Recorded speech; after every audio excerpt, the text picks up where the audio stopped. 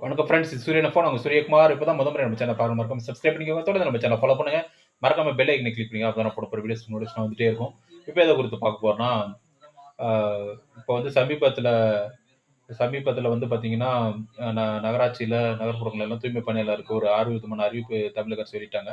அதெல்லாம் பார்த்திருப்பீங்க. அது மட்டும் இல்லாத மக்கள் நல பணியாளரும் பார்த்தீங்கன்னா, தூய்மை பணியாளர் போல மக்கள் நல பணியாளர் நீண்ட நாளா போராட்டம் பண்ணிட்டு இருக்காங்க. அதுக்கும் எந்த சப்போர்ட்டும் ஒண்ணும் கிடைக்கல. அத பத்தி நான் ஏற்கனவே வீடியோல சொல்லியிருக்கேன். பாருங்க. அது மட்டும் இல்லாத பார்த்தீங்கன்னா, இன்னைக்கு ஒரு 3 முக்கிய பிரச்சனைய பத்தியே சொல்றேன். இது என்னுடைய சக்சஸ் ஸ்டோரி 88.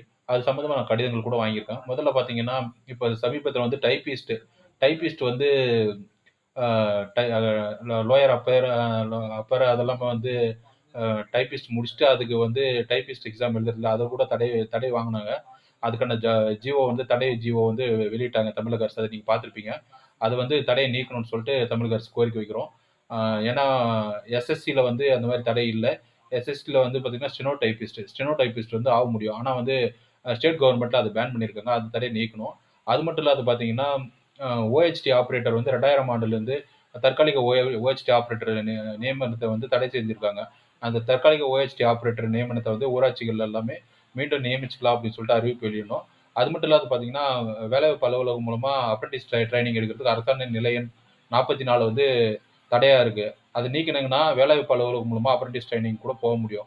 இ இது வந்து சம்மந்தப்பட்ட அ கம்பெனி மட்டும் தான் அப்ரண்டிஸ் வெளியிட முடியும். அங்க மட்டும் தான் போய் ஜாயின் பண்ற மாரி இருக்கு. அதுவே எம்ப்ளாய்மென்ட் ஆஃபீஸ்ல ரெஜிஸ்டர் பண்ணவங்களுக்கு சீனியாரிட்டி மூலமா கொண்டு போறதுக்கு வந்து அரசாணை நிலை எண் 44 வந்து தடையா இருக்கு. அது சம்மந்தமா தகவல நான் கடிதமா வாங்கியிருக்கேன். இது என்னோட சக்சஸ் ஸ்டோரி 88. இந்த 3 தடைகளையும் வந்து நீக்குனா வந்து ரொம்ப பீஸ்ஃபுல்லா இருக்கும். மக்களுக்கு சிறப்பா இருக்கும். இத ஸ்பெஷலா சொல்றதுக்காகவே இந்த வீடியோ போட்டோம். மறக்காம பாருங்க. அதான் ஸ்டெனோ டைப்பிஸ்ட். நெக்ஸ்ட் வந்து பார்த்தீங்கன்னா, ஓஹெச்டி ஆப்பரேட்டர். நெக்ஸ்ட் வந்து அப்ரண்டிஸ் ட்ரெய்னிங். இது 3 பத்தி கிளியரா தெரிஞ்சிருப்பீங்கன்னு நெனைக்கிறேன். இது போன்ற அப்டேட் பண்ண பிடிப்பட்ட தகவலுக்கு தொடர்ந்து நம்ம சேனல ஃபாலோ பண்ணிட்டே இருங்க. மறக்காம சக்சஸ் ஸ்டோரி 88 ஃபாலோ பண்ணுங்க. Thank you.